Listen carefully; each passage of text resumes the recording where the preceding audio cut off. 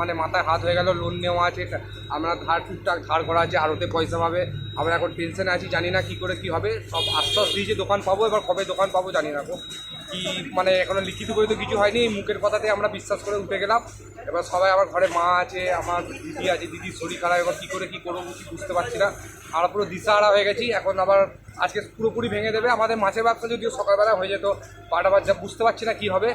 আগামী দিন কিভাবে চলবে ওইটাই কী করবো সেটাই তো মনে হচ্ছে। এবার তো গলায় দড়ি দেওয়া ছাড়া কোনো উপায় নেই আমাদের যা পরিস্থিতি হয়েছে, লোন আছে, সুদে টাকা নেওয়া আছে, আরতে টাকা পাবে, মানে যা পরিস্থিতি। এবার মানে 2-4 দিন দোকান না করলে এবার সব মানে পাওনাদাররা এসে ইয়ে করবে, সেই গলায় দড়ি দেওয়া ছাড়া বিকল্প কিছু দেখতে পাচ্ছি না। আমার কোনো মাথায় আর কিছু আসছেও না গো। এবার কবে দোকান পাবো, কবে আবার সেই ব্যবসাটা হবে নাকি, বা এখানেই দোকান পাবো নাকি, কোনো আশ্বাস নেই, কোনো কিছু সিকিউরিটি নেই। তবে মুখের কথা এখানকার আমাদের যে দাদারা আছে সবাই বলেছে যে পাশে আছি। এবার জানি না গো কীভাবে পাশে থাকবে। সব মা সমলার উপর ভরসা। সংসারে কীরকম প্রভাব পড়বে? সংসারে তো প্রভাব পড়বে। সংসারে আমি মানে একমাত্র ইনকাম, আমার ঘরে মা, আমার অসুস্থ দিদি আছে, এবার বাড়ি ভাড়া দিয়ে থাকি, মাসে 4,000 টাকা বাড়ি ভাড়া। কী করে কী করবো কিচ্ছু মাথায় ঢুকছে না আমার।